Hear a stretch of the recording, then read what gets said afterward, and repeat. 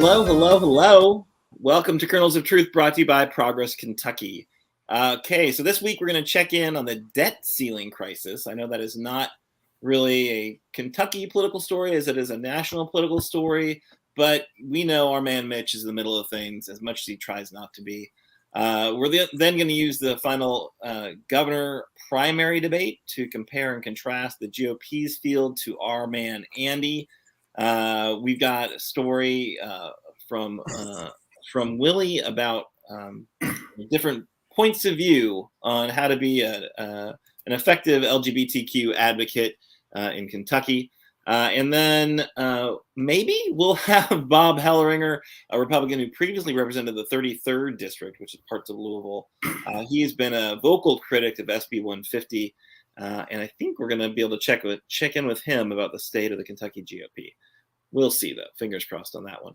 But before we get into it, are you ready to help turn Kentucky purple? Folks, we know our state is deeply, deeply red. We've got a GOP supermajority that is committed to punching down on trans kids, committed to making all abortions illegal, cutting taxes for the rich as a convenient excuse to cut services for the poor.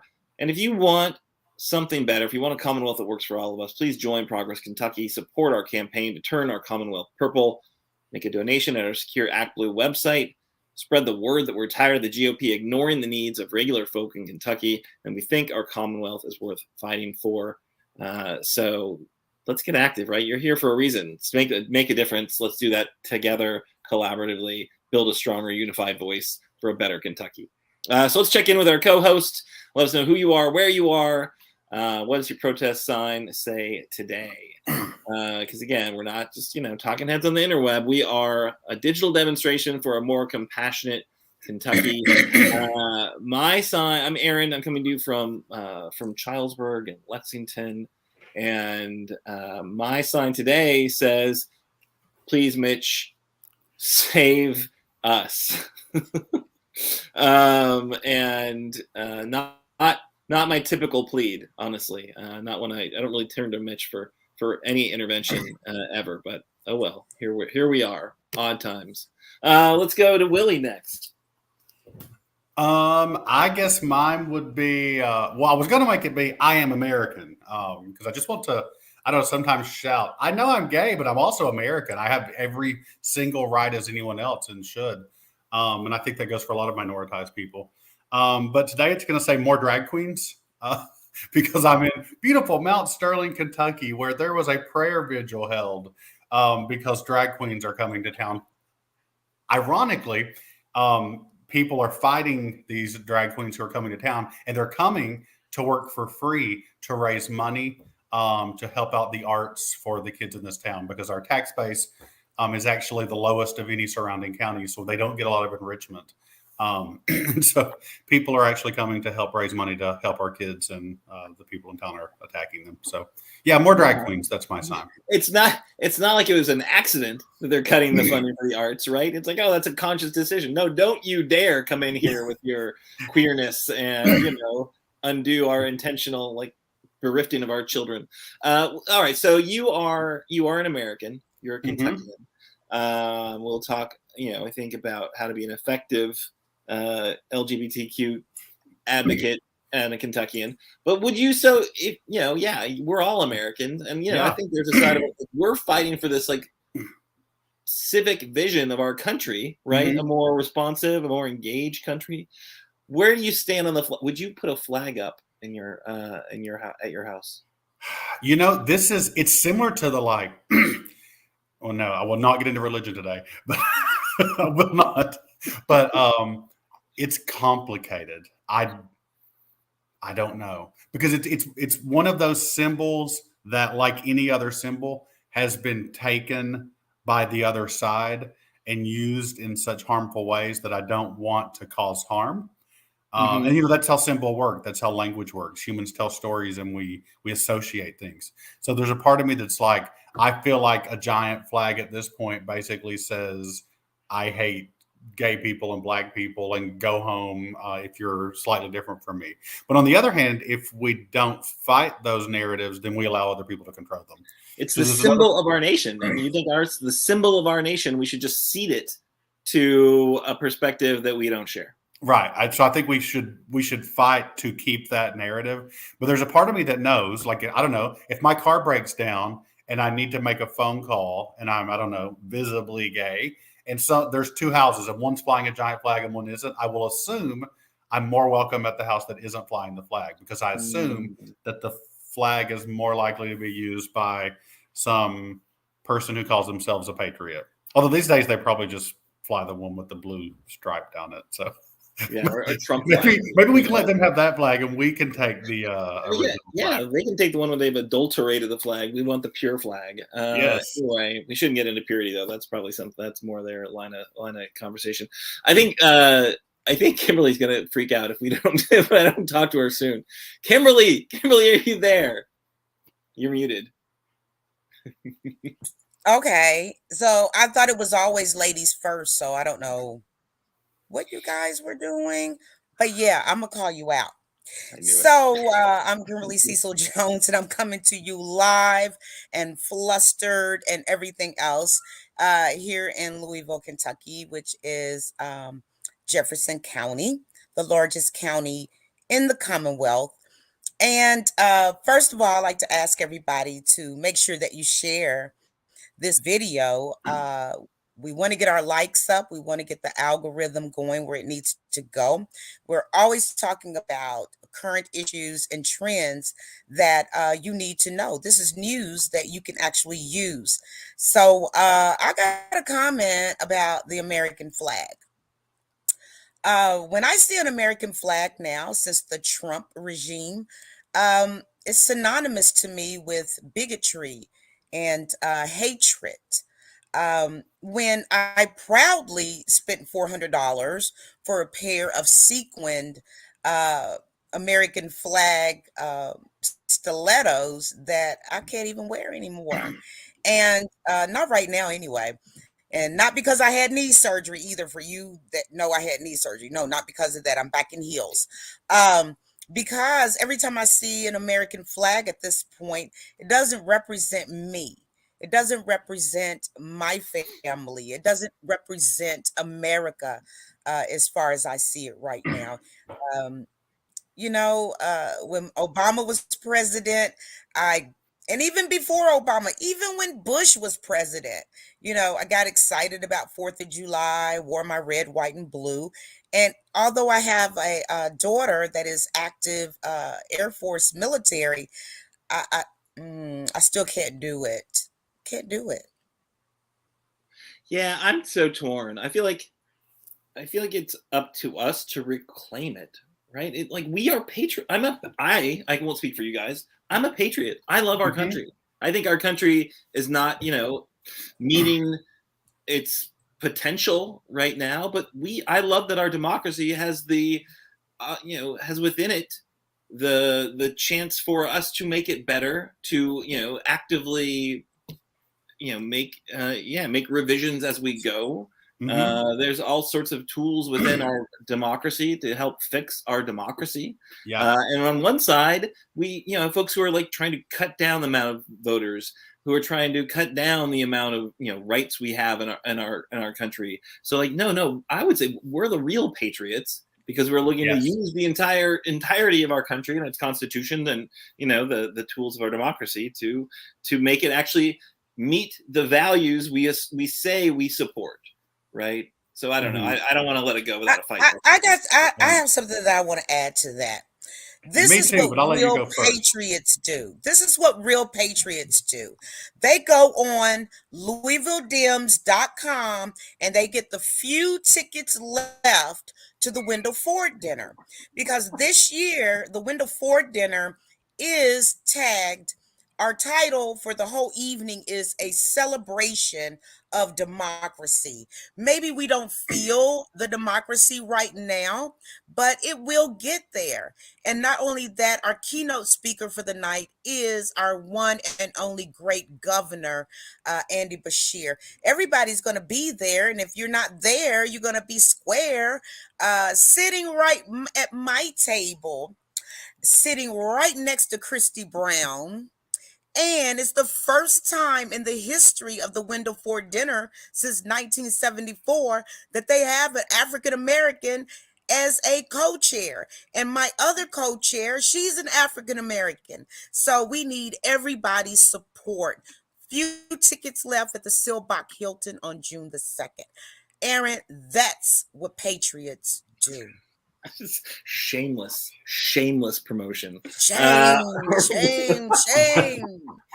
Willie, how about you? What do you want to sell? One, I love the promotion, and two, I agree. My vision of America, what I love about America, there's a reason that so many civil rights stories start here, and it's because of the freedoms that our Constitution lays out, and that's why it's so important that we protect them. Because I think, for good or for bad, the rest of the world watches us. And we have Stonewall that started here. We have the civil rights movement that started here, and I love that about it. It's the good and the bad. We can say whatever we want, right? We can inspire greatness, and sadly, we can also push things in the other direction. So we have to find some way to be proud of that promise, even if we acknowledge how much we falter in trying to deliver it. Yeah, we can't, and democracy is worth fighting for, right? Kentucky is worth fighting for. We have to fight for it right now because, man, it needs our help. We can't just, shake our head and go, man, it's nice while it lasted. It's a bummer. But, I've got a pride flag up right now. And, I think for Memorial Day, I'll get an American flag and put it up there and then swap back in the pride flag and then maybe put up my Mardi Gras flag. I got a lot of flags that I want to put out there. I didn't hear the Juneteenth flag. I didn't hear the Juneteenth flag. I didn't hear the Juneteenth flag. I saw a gay pride Confederate flag online the other day. What? Did Aaron just do his head like this? Look, I got hair. I'm not saying I won't have a Juneteenth flag. I'm just saying I'm not 100% sure I knew there was a Juneteenth flag. That's what I'm saying. Yeah, it is. Yeah. And you know what, Aaron? If I wasn't on here and I wasn't messing with you, you would swear up and down I'm sick. Okay. It's pretty. It's got the red and blue one.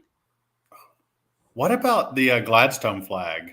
Is that irreversibly racist now?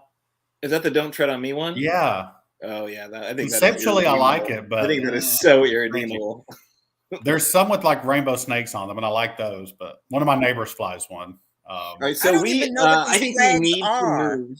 I think we need to move into some stories, some news of the week. As we are wont to do, and I did want to just go ahead and alert everyone that we do in fact have a guest tonight. I had some questioning tone when I started this show, but no, in fact, we do have a former Representative Bob Heleringer joining us later. So we'll get through our news stories so that we can in fact get to our guests, because I'm super excited to talk to Bob. So all right, first story. I preface this one in an interesting way because I truly believe Mitch McConnell is going to need to step in to keep the GOP from crashing our economy. Treasury Secretary Janet Yellen, announced that, oh, by the way, we don't have as long as we maybe thought we did until we hit that debt ceiling. Could happen as early as June 1st. So that is soon. And if you need Congress to do things between now and June 1st, well, they better be well on their way, and they're definitely not well on their way. Kevin McCarthy, the kind of quite possibly the weakest Speaker of the House ever, did get a bill through in terms of the budget and spending and things they would require for lifting the debt ceiling. It's a pretty horrific approach and cuts incredible amounts from things like veterans care and cuts like the entire Inflation Reduction Act. So that would entirely go away, which is our last best hope of actually addressing climate change. So I'm not a big fan of rolling that back just to prove a point. But it is absolutely something that we are on a problematic trajectory. Mitch McConnell, who's kind of seen as a behind the scenes deal maker, is doing everything in his power to just help unite the Republicans. So let McCarthy's kind of crew move forward, which I think is, I don't know that we should allow the GOP to crash our economy to keep, Marjorie Taylor Greene and Paul Gosar happy. But I'm a little bit worried that Mitch is kind of is going to let that happen. But obviously, I also don't think it's worth our, we as a nation need to make investments in our future, and that's what the Democrats have been doing. But I'm terrified that we could see the crowd in Washington D.C., many of whom are clowns, crash the world economy at a time when we're seeing banks fail. Kind of 3 now major regional banks have failed, and so obviously the kind of the trajectory of our economy isn't super secure. So this is not well timed for us to be playing chicken with the debt ceiling, which of course the debt ceiling is just increasing the ability of the federal government to carry more debt so they can actually pay the bills they've already incurred. This isn't about that kind of new spending, but the Republicans are very key to tie those things together. Biden, of course, has been saying very clearly from day one they're not to negotiate on the debt ceiling. Just do what you did for Trump, which is raise it 3 times without any strings attached, so that we can move forward as a government. And if you want to talk about spending bills and the budgets, then that's the time to negotiate about spending limits. But that's kind of where we're at. I don't know. Am I crazy to think that Mitch at some point might be an adult in the room and help out? What do you guys think? I don't think you are. I think he is weirdly for that party. Sometimes I like the grown up. I've seen him say things like I've seen him say that Marjorie Taylor Greene was out of line, for example. And I know that in the way the political system works now, it's sort of like a game of chicken. Just how far will Republicans sort of push each other before someone says, "Hey, maybe we shouldn't destroy the government," right? And I have seen him before kind of say, "Don't do that, kids." So maybe he'll do it again. Yeah, and I think he's played a kind of useful role in the debt ceiling in the past, but I think that that, and then also his willingness to say that Trump or distance himself from Trump inflames an entire wing of his party, right? So that's I think he doesn't have a lot of credibility with that kind of rightmost wing, and there would be backlash if he got involved for sure. But maybe that backlash is what could actually. Oddly enough, help them in the next election, because if somebody fought their worst instincts. But what do they call this? I'll just keep blaming him because that guy's not gonna. I doubt that guy's ever gonna run for re-election. He'll probably die in office. Drained pool politics, is that when you just destroy everything to get ahead? And I think with Biden in office, I could see them wanting to do that. Kimberly, thoughts? Well, you all know how I feel about things all the time, so I don't feel like I have to comment on that. But I do want to bring up some comments from our viewers tonight, and want to give a big, awesome shout out to my brother, Mike Breuer. He's looking on tonight. Hey, big bruh. Love you. And also, Annabelle said that my couch was on fire. It was smoking. I saw that too. When I do this show, I have to burn me some sage. Okay. Anytime we're talking about Mitch McConnell and and the things we talk about, I have to burn some sage. I don't need all that going on here. And a big shout out to Doug Price, because he is the freshest guy when it comes to policy, Dougie Fresh. So getting back to what you all were talking about, I got a saying that I've been saying for a couple of weeks now. It is what it is. And the people at the very, very top, Mitch McConnell included, looking like death warmed over on a stick, still does not care about anyone, including you and me. There we go. All right. So quickly moving on, I did want to just touch on the fact that the GOP continues to have, their primary. It's continues to happen until May 16th. So that can't happen soon enough. But they did have the KET debate, which was the first time I think all the major quote unquote major candidates, but Dieters was there. They all got on the same kind of platform to have a conversation or have a debate. Seemed like I'll be honest, I did not watch it. I know who I'm going to be voting for in the May 16th primary, and they were not. No one on that stage is going to be getting my vote, so I didn't need to frustrate myself by watching that party kind of out radical themselves or one another rather. So I didn't watch. I caught some media coverage of it. Our friends over at the Lantern did it kind of more of a deep dive about it. Did seem like Kraft v. Cameron with Dieters kind of taking up for Cameron or playing the attack dog to Kraft. I don't know. I don't care. But I'd be interested in hearing maybe our guests' take on it. But did anyone else watch? Does anyone else want to weigh in on the clown show that's happening over there? I ain't gonna pretend like I watched it either. I just assumed if something bad happened, I would find out. But I was better things to do with my time than see them. I don't do what they do. Annabelle, is that not what did they actually say that the COVID shutdown was the worst event since slavery? Did that actually get said in that debate? Or is Annabelle just making cracks? I don't know. If so, it must have been one of the more conservative ones, because I'm sure some of them thought that COVID shutdown was worse than slavery. Oh my word.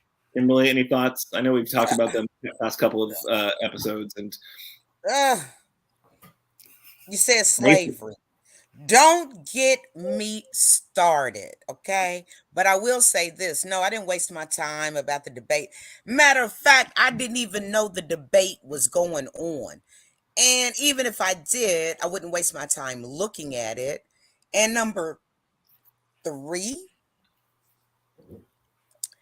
I suggest that nobody else waste their time ever looking at stuff like that, because all of them, I don't know what's wrong with them. I don't know if they're in that MK Ultra stuff. I don't know if they're glitching. I don't know. I will say this. Here's why it might be worth somebody paying attention. We should write down the most egregious things they say, because then when they run in the general, they'll probably try to forget and distance themselves from the most egregious things they said to win the primary. So that's, I guess, just strategy 101 is we should try to make sure we capture the most. Anyone who said that COVID shutdown was the worst event since slavery, we should probably remind that person, if they actually win the primary, that they said that, right? Because it does seem like they're going to try to go after the governor because he dared to say you shouldn't meet in person during a COVID crisis. So I think something to compare and contrast would be good.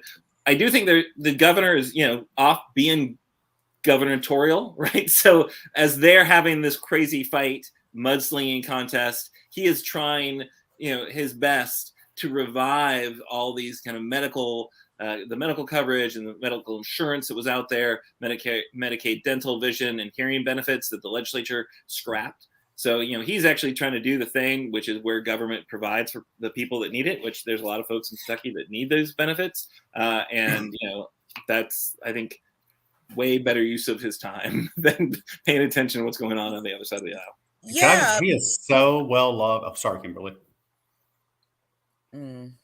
Don't be all off on my governor unless you come into the Wendell Ford dinner, okay? Love on him then, okay? But what I was going to say is there's a lot of Kentuckians, especially in this state, that need dental care. So we need to make sure that they keep that. We need to make sure that they keep that dental care. And if I was on Medicaid, I'm blind as a bat up close, so I would need that vision care. So why are they doing this?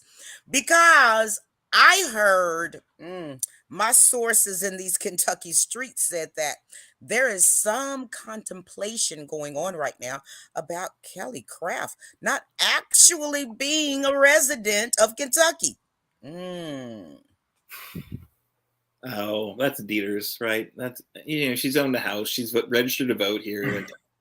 I don't know. I think it's a lot of drama that I don't think is going to go anywhere. We actually covered this a couple weeks ago. I think Doug did the deep dive on it, and his take was that there's no legitimate challenge. But that's a shame. Well, who cares? Like, it's gonna. Like, I don't think she's gonna win either. I don't think she's gonna come in with the first place votes, right? So it doesn't really, Anyway, can we talk about other things? Yes. Here. So, mine's a deep dive elsewhere. But okay. So, it's a question about what we do and how we do it. So, Teachers of the Year, for example, get to meet the president, and when Trump was president, I think it was 2017. But the Minnesota Teacher of the Year and the Kentucky Teacher of the Year were like, heck no, we will not share a space with that person. And the organization that does Teacher of the Year was really adamant, like, you need to be in this space. And they were like, no, thank you. And so instead they decided to meet some Congress people. So I've thought a lot about that and like, did they make the right choice, or do we need to show up in those spaces? So just today, a guy named Michael Frazier, who I don't know in person, but we share a lot of friends. He is the Legislative Active and Government Affairs Director over at Ban Conversion Therapy, which is a great group in terms of what it's trying to do, which is ban conversion therapy, which is already banned in 29 states. So he presented an op-ed in the Courier Journal that absolutely blasts Kentucky Poet Laureate Silas House and effectively says, Silas House makes it worse for us to do this work because Silas House is outspoken and he has called Trump supporters bigots and he told Trump supporters to kiss his country butt. So his argument is effectively that when people like Silas House and where I'm more well-known, people like Willie Carver are outspoken in their hostility towards people who are hostile to them, that it makes the job harder and that instead we should, I suppose, play ball with people. And I don't know, I've just been thinking a lot about it. My instinct says, I think this guy's wording was, we have to meet people where they are. But I don't want to meet people where they are if I have to lower myself to get there. And there are certain people and certain things I just can't get behind. I'm not going to pretend like the Republican Party isn't harming gay kids, right? This guy's also a gay Republican. So I don't know, thoughts. Where is the line in terms of how we are willing to compromise or work with the opposing party? Yeah, I think I'm with Silas. Like, if someone is proactively looking to take away your rights and are kind of motivated by bigotry, then we should probably say that. And I don't know that not saying it makes it any more likely they're going to stop trying to take away your rights and be, like motivated by bigotry. But what about all the poor gay Republicans who are made uncomfortable? Or you gotta wonder about a gay Republican right about now. I mean, if you watch what happened in the session, like, it just seems like pretty clear that those two things are kind of incompatible right now. My take is it's either cognitive dissonance, where you're literally somehow a gay Republican who is willing to overlook these practices that data shows are going to kill people, or it's love of money and you know exactly what you're doing. I don't know, but I'm willing to think maybe I'm wrong, and maybe there's something to meeting people where they are. I don't know. I don't think so. Well, I'm glad that we're on the same page then. I don't think so. Well, I'm just going to bow out, let y'all talk. Expand on that, Kimberly. Thank you. I swear, so help me God in heaven. I'm making a big sacrifice for the people that I love, my family that's on this show, and our wonderful, wonderful viewers. In case you all didn't know, this is the Kentucky Derby week. Did y'all know that? Did you know that I'm going to a gala tonight? Did y'all know that? Did y'all know that my daughter is in town from South Korea? Did y'all know that? Okay, now you do. But anyway, getting back to what we were talking about, I'm going to call people out how I see them, how I feel about it, and what knowledge and experiences that I've had or others close to me have had.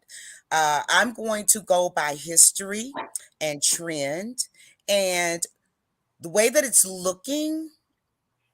You got a lot of closet Republican gay men and women, period. They're in the closet. They need to come on out and join the party and get this thing right.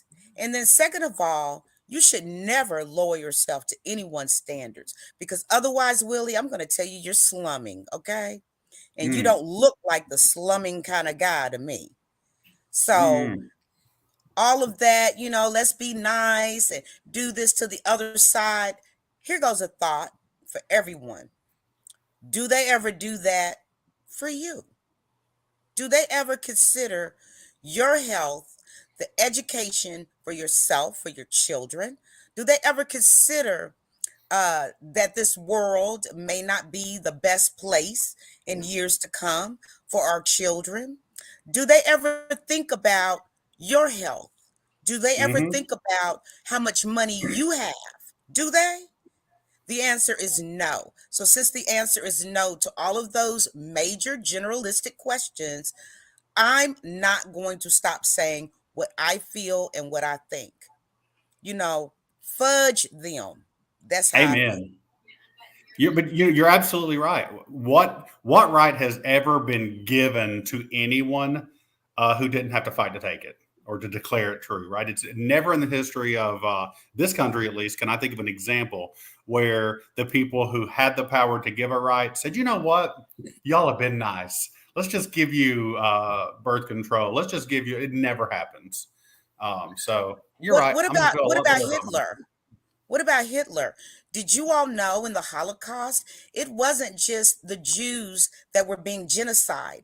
It was the liberals being genocide. It was the LGBTQIA plus community being killed, mutilated. It was also Black folks that lived there during that time. And did you know that Hitler, there are rumors, I don't know if they're true or not. I mean, I may be old, but I'm not that old to know him. But, there are some rumors that have always swirled around about him not only being into black magic, but also participating in what you want to call it, bisexual acts. Okay. And also, did you know that Hitler was a big proponent of conversion therapy? They always want something because they're hiding exactly who they are. You can't hate people that much unless you hate yourself a little bit. Not a little bit. You have to hate yourself a lot. Oh, yeah. That's interesting.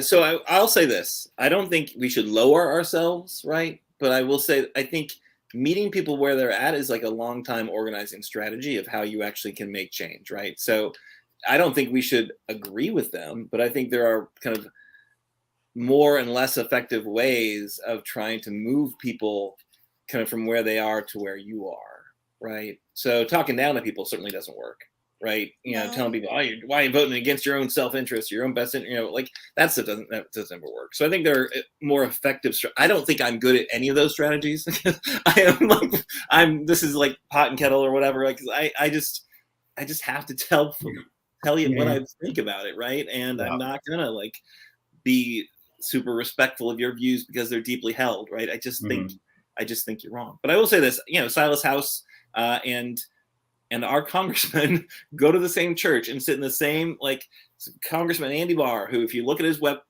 Facebook page, he loves to hang out with folks who do not like trans athletes, right? He is absolutely a culture warrior on Facebook. I don't think he's that way in person, but and every once in a while on a Sunday, you'll find him and Silas House sitting in the same, extended pew, hearing the same pastor talk about, Jesus and love. So, like, I don't know. What does that mean? I don't know. It just means that there is common ground. There's a lot more that unites us than divides us, but we got to like make sure people understand that the policies they're pushing have a real world impact.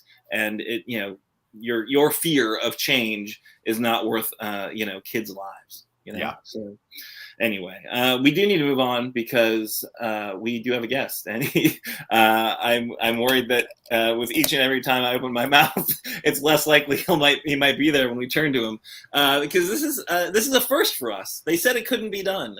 an affirmed and avowed Republican joining our show Wow. to talk a bit about what's going on in politics in Kentucky. But it's only because you paid me. Oh, geez. $20,000. He outed himself, folks. Scott Jennings very clearly and very loudly showing his concern about SB 150. So we thought this is somebody we need to talk to. Former Representative Bob Heleringer, represent the 33rd District, including parts of Louisville, not that long ago, and is now kind of was. It was 20 years ago. How many? 20. I've been out 20 years. There's only 5 people left I served with in the House that are still there. There's about 5 senators that I serve. They tend to stick around longer. So, it's been a while. 20 years is a long time. Corrected for the record. That's been a minute. Well, so you're here because we thought we wanted to hear your perspective about SB 150. There's been news today. The ACLU is, I think, suing over that law. But kind of what brought you to that engagement, and why was that something you wanted to put yourself? Well, I was hired by Fairness. Chris Hartman. I worked with him in the last session. We had a pretty successful session just a short year ago.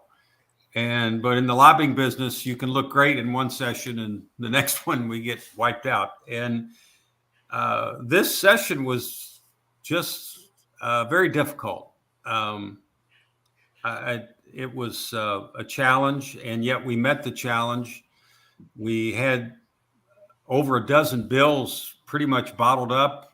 We were overwhelmed by the number. And then literally the last day, they rolled up into one bill, pretty much every bad bill, and passed it in time to override the governor's veto.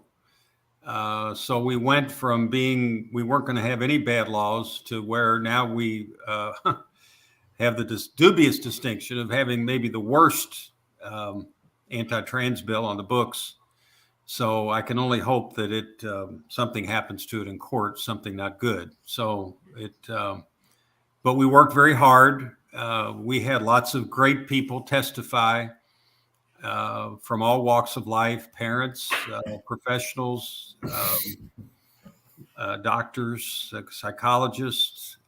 They gave some very eloquent and moving testimony, but it just wasn't, it fell on deaf ears. People have asked me why. I mean, like a lot of Republicans, at least that live in Louisville, we run into people in church or in the Kroger's or wherever, and they come up to you and they say, what's going on? Why are they doing this? And these are Republicans I'm talking about. And I say, I don't know.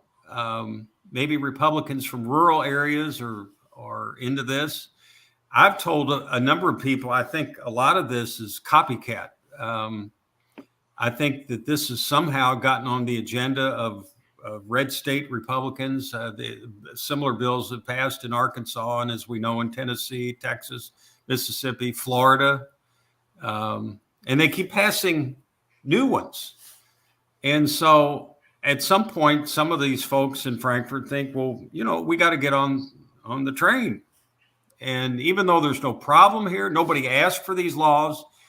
The proponents of the bill got up and explained their votes and why they're sponsoring the bill. This is for parents. This is for families. And no one came to Frankfort. Not one parent testified, please pass this bill. Yeah, I've got a transgender kid we're struggling with. Yeah, please, this is what we need. We need you to take over how we care for this child and what kind of counseling we get for him or her. Nobody came up and did that. Nobody representing a group like that came up and talked.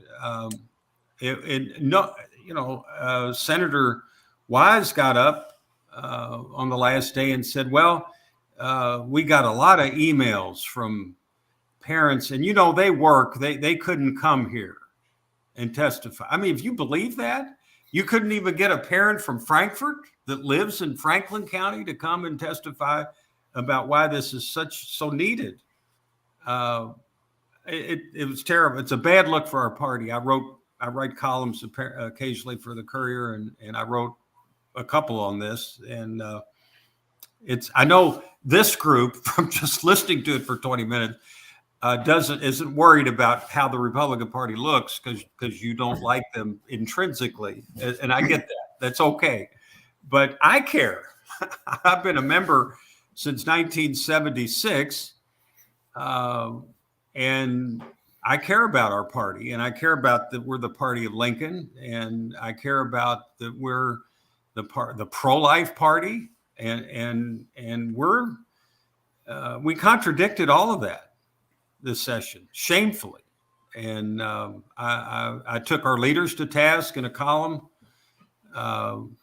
Senator McConnell, who you've talked about, who is a friend of mine, but I said, we need to hear from people like that. Republican legislators think Mitch walks on water, and Rand Paul too, to a certain extent. I mean, we named our Republican headquarters in Frankfort for Mitch McConnell, okay, and who was elected to the Senate when we didn't have any kind of dominance in Kentucky.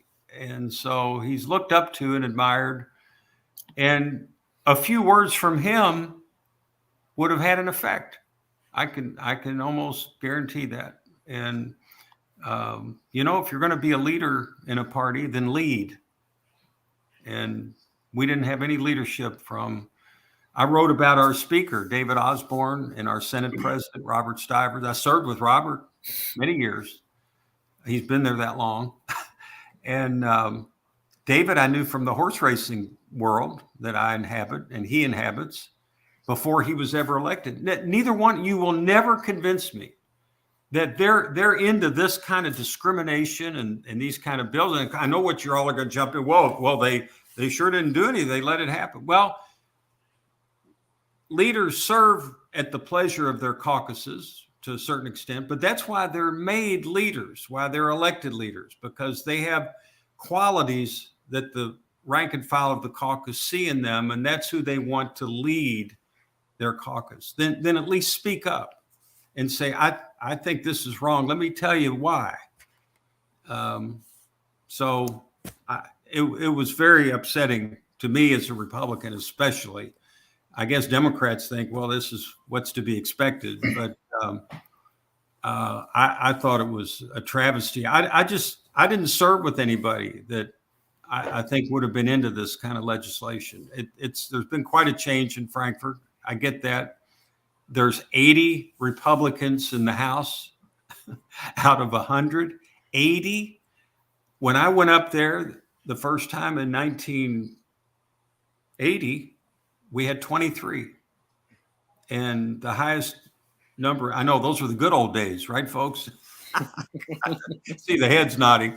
But the highest we ever got was 41. I think we got up to 41. We would increase our numbers for 10 years, and then redistricting would come along. And overnight, 3 of our guys are in one district. And, that's a devastating weapon to have, as everybody on this panel knows, whether you're a Democrat in control of it or a Republican.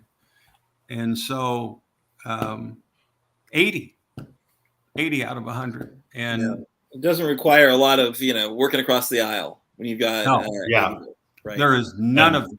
And I think that's why we had I think we had more camaraderie and we had more bipartisanship. Now, on major things, the Democrats would listen, but they were going to do what they wanted. But I got a lot of bills passed. I got an autism school at U of L and the money to fund it. I had to trade a few votes, but we just had to work harder. You got to work harder in the minority, and we did. And so, but no, they don't need the Democrats for anything, and so they don't include them in anything. And they, and in the Senate, it's even worse. I mean, 31 Republicans. When I first I worked in the Senate before I was a legislator. I worked on the staff. We had a staff of 5, and there were 8 senators, Republican senators. Now there's 31. 5 staffers. Okay. I think that Robert Stivers has that many to get him coffee every morning. I mean, they have a huge staff. And so it's changed dramatically in 40 years. Well, and it's not just Kentucky, right? So we're seeing in Tennessee, we're seeing in Montana, these examples where the GOP is not, is kind of is having its very hard line on a number of issues that people care very passionately about, whether it's the kind of anti-trans legislation we've seen here in Kentucky, whether it's, any sort of sensible gun control, like in Tennessee, they're kind of shutting down opportunities for collaboration and for actual lawmaking. And so the pushback is protesting in the actual chamber, right? So we didn't see it exactly in Kentucky. We did see 20 folks get arrested from the gallery, which I think is pretty extreme and pretty historic. I'm representing one of them. What's that? I'm representing one of those protests. I don't know if your viewers know or watcher. What do you call people that watch the show? Watchers, viewers, whatever. But I'm a lawyer, and I'm representing one of them, pro bono. Even bought her breakfast when we went to court the first time.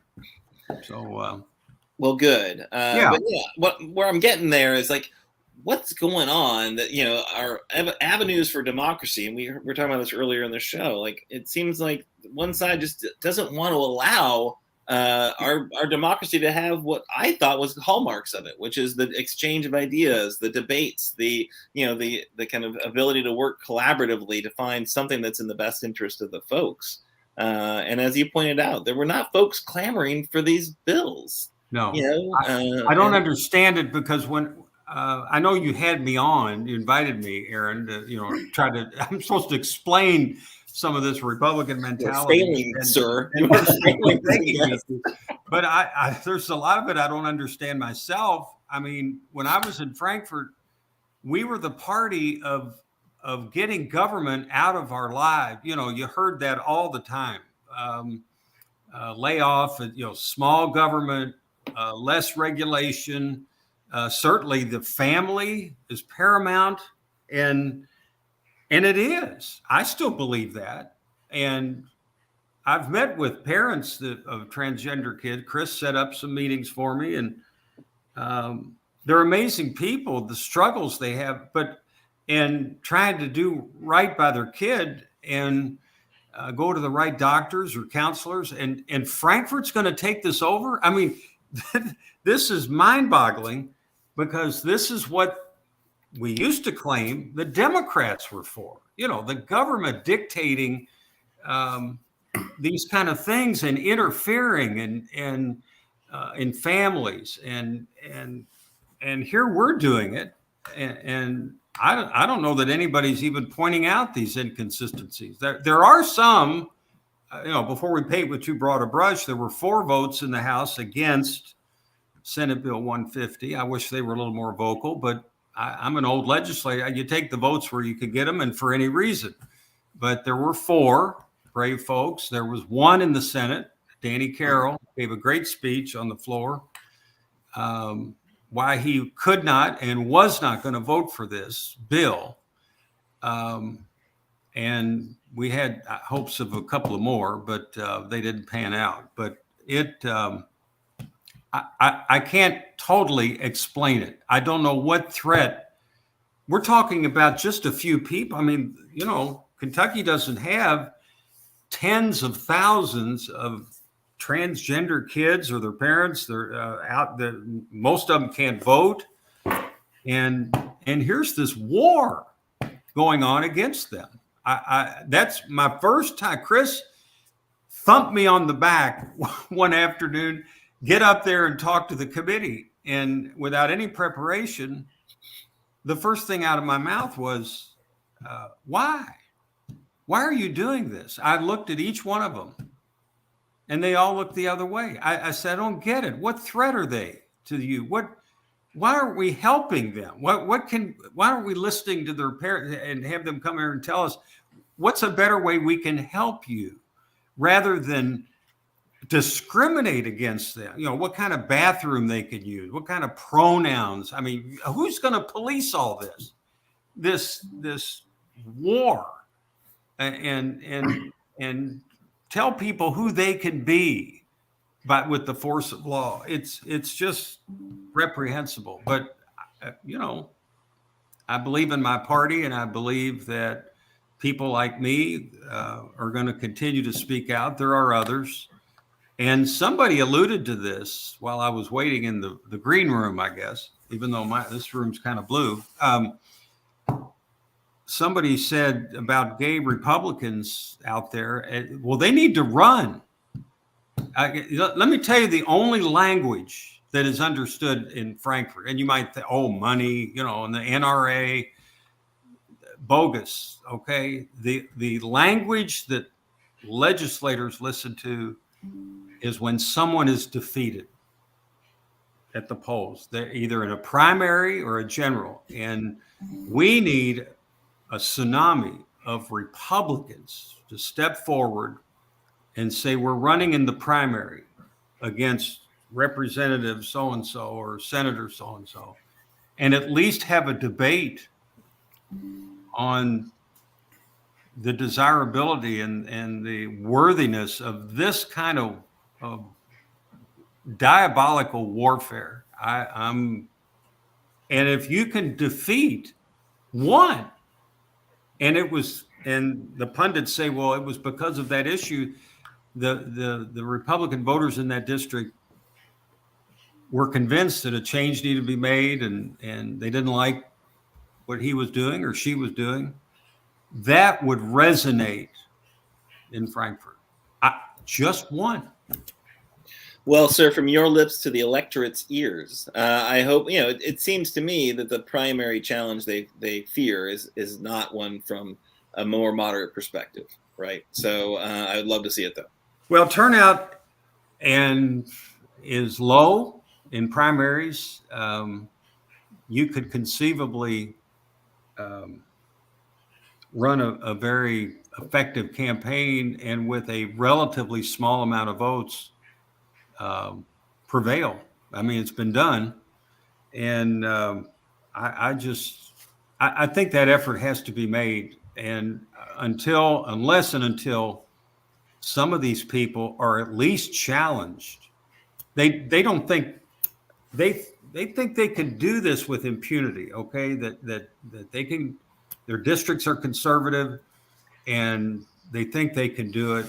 And despite us generating hundreds, thousands of letters, okay, I'm afraid most of them probably came from Louisville and Lexington, where that's all what Democrats are left. That's where they're from mostly. And but we've got to do some grassroots work, the fairness campaign, and people that believe in that. In the rural areas, the smaller counties. And I mean, we've passed fairness ordinances in some of these counties. It can be done. I think rank and file people don't really know that this is going on, and they need to be made aware of it and put their names on the line. Spend the $200, file for office, and let's have a discussion in the party. I mean, I'm sure Chris Hartman can get a lot of Democrats to run, but they're not winning. They're not winning anywhere outside of Jefferson and Fayette County, maybe Franklin County. We need Republicans. We need to have a showdown in our party over this kind of terrible bills. It's got to be made a campaign issue, and even if we lose, there's some benefit, folks, in even if a guy has a primary and wins it, he had a primary. Yeah. I mean, I never had a primary until I voted for CARA. Okay, the Kentucky Education Reform Act in 1990, that was a big vote. And I had a primary, and I kind of knew I would get one. There's only 5 of us that Republicans have voted for that, but and of course that was the issue. Heleringer voted for that, and I won comfortably, but I never forgot it. and I didn't like a primary. My real race used to be in the fall against a Democrat, but it's a whole different dynamic, fewer people. If my opponent got 1,000 votes, he probably would have beat me. He got 900 and I got 1,700. I mean, how many is that out of a district with 42,000 registered voters? So even if you come up short, they had a primary, they had to defend it, and they had to overcome the challenge. I love the idea. I'm all in for it. Think about it, folks, before they, wow, do I really want to go down this path again? It might get me another primary, and maybe I might not win that one. I mean, that's the currency in Frankfort. Yeah. Whether or not you're going to come back. Well, let's watch. I think you should talk to whatever Republican friends you have and tell them this is something, fine. Dwindling, I think. I don't know. That'd be my hunch. I think you've been accused of not even being a real Republican because you dared to speak out against. Well, I got a call from after I wrote that last column. I did get a call from our executive director, and we had a rather robust debate. And I didn't back down. I don't care. I let him have it. I said, "This is terrible. This is absolutely terrible." And it's a bad look for our party. And I gave him my, 20 or 30 reasons why.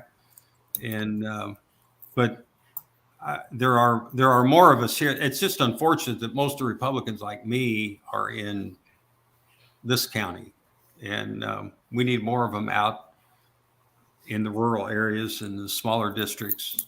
And I don't know if Chris is into recruiting Republicans. He's a pretty staunch Democrat, but that's the way it is in Frankfort. I mean, all your interest groups, when I was up there, they all were run by Democrats, the trial lawyers, the teachers. I mean, you name it, doctors. And now they only hire Republican lobbyists, and because it's just the way it is. And, if you're going to survive up there, you got to be Republican. Yeah. So, I want to check in with my co-hosts to see if they have any questions they wanted to raise before we let you go, because we're getting close to time. And I know Kimberly always has something to say. So fire away.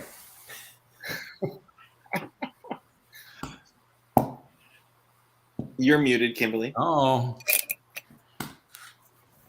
Why do I always do that? Hard to believe Kimberly could ever be muted, even with the little symbol. I think I heard her a little bit. A little bit. What I was going to say, I have a question or two. Number one, I know the last time our state was actually blue was with the election of Bill Clinton. And since then, it's gone completely red, so to speak.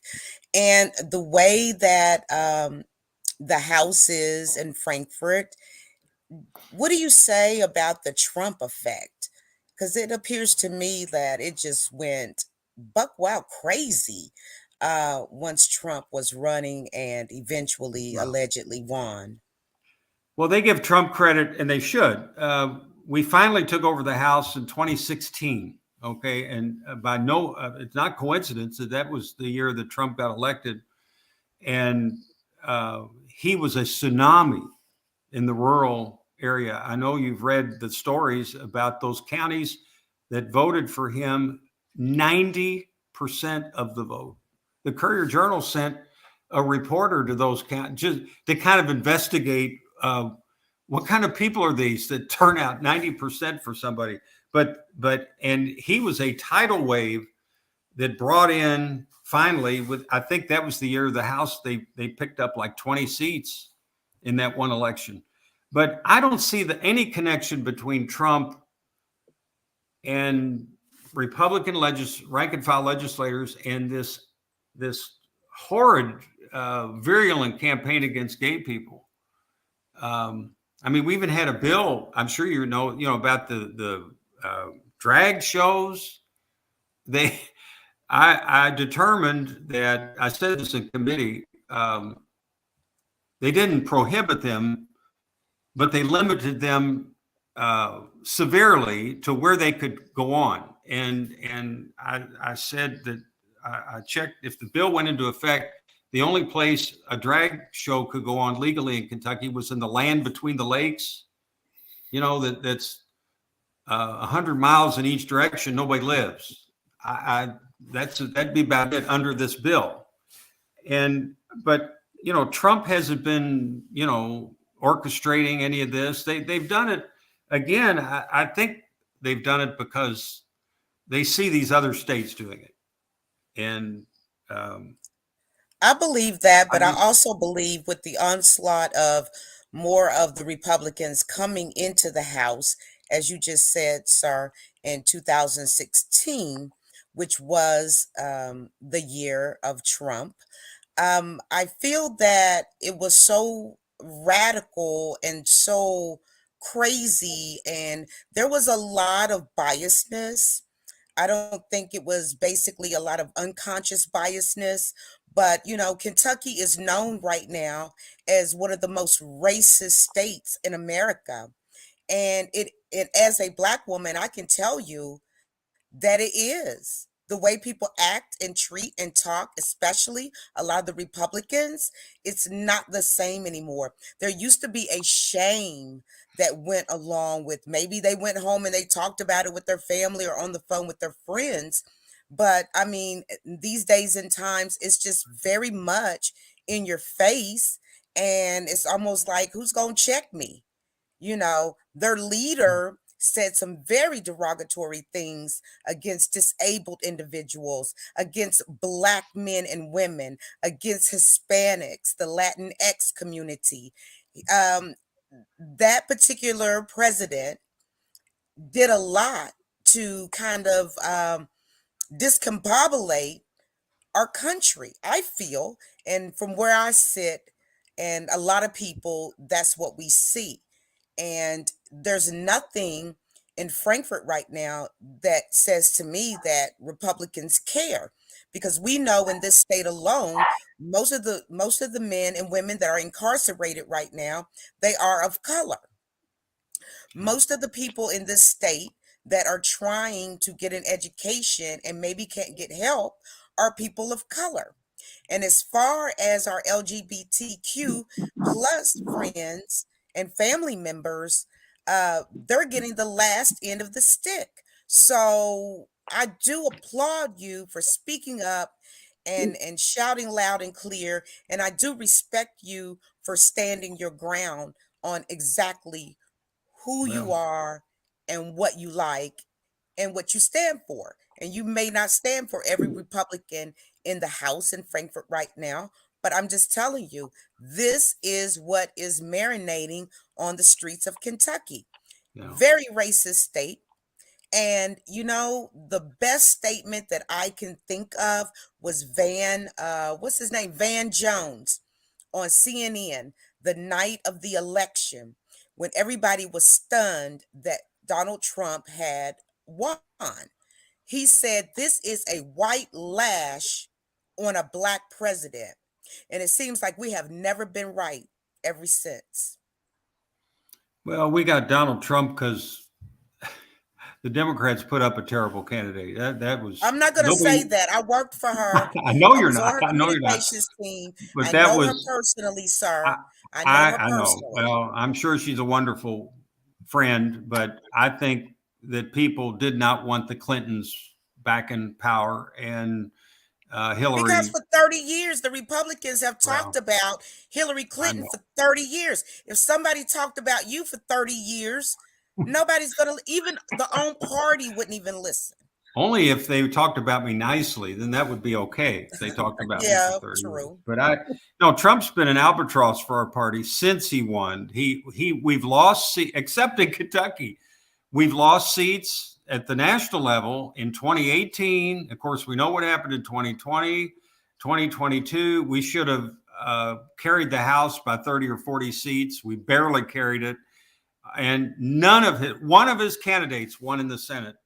And so if he's our nominee next year, wow, I mean, it's going to be a disaster. And And yet, as of now, and we got a long way to go, he's probably hands down the nominee. And I think that's going to just be a disaster. He'll lose. Well, man, I hate this because I really wanted to get your views. We need I the really wanted to Democrats. get your views on the That's GOP why the Democrats primary. are continuing to indict him and to get him. I don't want to talk about Trump. I don't want to talk about Trump. I want to talk about your GOP here in Kentucky. What do you think about that? But we can't. We've got no time. We've gone long. You've given us a lot to chew on, Bob, and I hope you take your message out to your party and say, guys, we got to run some primaries against these folks. Well, Danny Carroll's the way. Let's get his back and make sure that we put more folks like him in Frankfort. But I think I really appreciate you giving your time to share your perspective. Sure. Thank you for inviting me. I enjoyed listening to you all and wish you Godspeed. And I'm going to get some calls. I know immediately or tomorrow. Well, Bob, only people see it. Only you didn't people mean see me, it, Bob. did you, Bob? In my district? Oh no, not you. I meant the other guy. Yeah. I don't think they know we exist. I think you're fine. I think you'll be fine.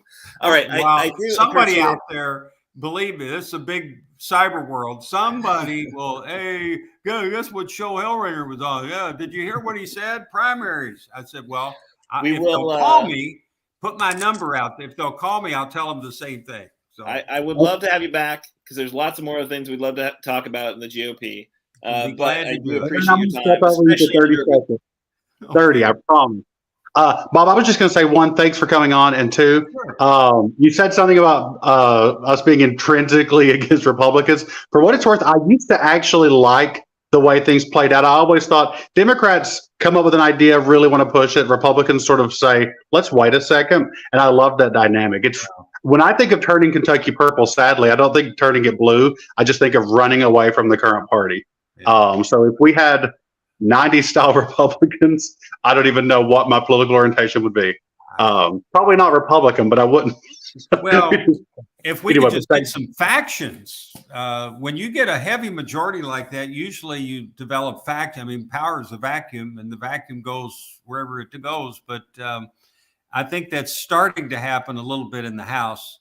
But I'm scared because the Liberty faction is the one that wants to take over, as if the current leadership isn't conservative enough. So, wow, let's see how that turns out.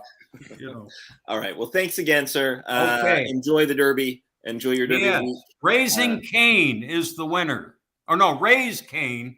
I'm the lawyer for the jockey on Raise Cain, and I got him. He had a suspension, and I got it worked out to where it wouldn't affect him in the Derby, and so he gets to ride in his first Derby. Gerardo Corrales, when Raise Cain goes across the finish line first at probably 50 or 60 to 1. You'll remember, I told you. I'll buy a lot of chicken wings, that's for sure. No, you got a shot. Don't put your money on Forte. I think he ran his race in the Florida Derby, and I think it's wide open like last year. We had an 80 to 1 shot last year. All right. So it could happen. That was insane. All right. So we got to get on to our call to action, encouraging folks to take action. We just heard from Bob Heleringer. My call to action today is send another Bob to Frankfort, not Bob Heleringer. I don't think he's running again, but Bob Sainte. Let's send a Sainte to Frankfort. We just heard they need more. So he's, of course, running in the 28th district. We've had him on the show. And he's definitely somebody that, is doing the right thing. He wants to make Frankfort more common sense. It's a special election, so that primary on May 16th, you will also be able to choose in the 28th district, which is parts of Fayette, all the way on out to Bath County. A lot of rural vote, but actually more than half of the vote is in Fayette County. So if we get good turnout, we can actually win this thing. So it calls, cash, canvassing, whatever you can do. Help send Bob Sainte, another kind of somebody to have Andy's back, because right now those Republicans, they just want to, they really do. They just truly want to take away Andy's power and stop him from doing anything. And we need somebody to have his back, and that's what Bob Sainte could do for us. All right. So that's my call to action. And you can click on his website and join his volunteer opportunities, but it's coming down to the wire, folks. Early voting starts, I believe, on the 11th. Get 3 days of no excuse early voting wherever you are, 11th, 12th, and 13th, and then Tuesday, May 16th for the big show. All right. Kimberly, could you close us out this fine evening? I sure can. And great show, Aaron. And kudos to you for bringing Mr. Bob Heleringer to the show, a former Republican legislator. How awesome is that? So we give all kudos to Aaron for making that happen. No, Doug made it happen. Doug Price. Oh, Doug Dougie Fresh. Of course. Thank you. Dougie Fresh. He just keeps doing it, doesn't he? Progress Kentucky is a nonprofit organization registered with the Kentucky Secretary of State and organized as a 501c4. We are affiliated with the Indivisible Project, the Commonwealth Alliance Voter Engagement, also known as CAVE, and we are also proud members of the Forward Kentucky Network. Progress Kentucky's goal is to educate, organize, increase voter turnout, and advance a progressive agenda through civic engagement. Make sure to join us next week when we'll be joined by Michael Bowman, a Democratic candidate for treasurer. Then Representative Colonel Pam, the Democratic candidate for attorney general, will join us on May 17th. And we will continue to invite candidates. Production of episode 111. Hey, that sounds like a number to be played tonight for the lottery. 111 this evening was by our very own precious, wonderful, beautiful Annabel. Thank you, Nate, for the theme song. You can find more information and music about what we jam to at natosongs.com. And if you miss our weekly live stream on Facebook, don't worry. You can rewatch shows and see our source links on Facebook. Or audio podcasts are available on Apple, Google, Spotify, and wherever you get your podcast. Logo and some graphic content was provided by Couchfire Media. More information can be found at couchfiremedia.com. And like to give a big shout out to Annabel, who is a proud ticket holder to the Wendell Ford dinner. Hope to see you there. If by chance you're free next Wednesday, let's make a date. Yeah. You and I and everyone else, let's make a date right here at the same time, same bat channel at 7 p.m. on Progress Kentucky on Facebook. And you can also find us on YouTube.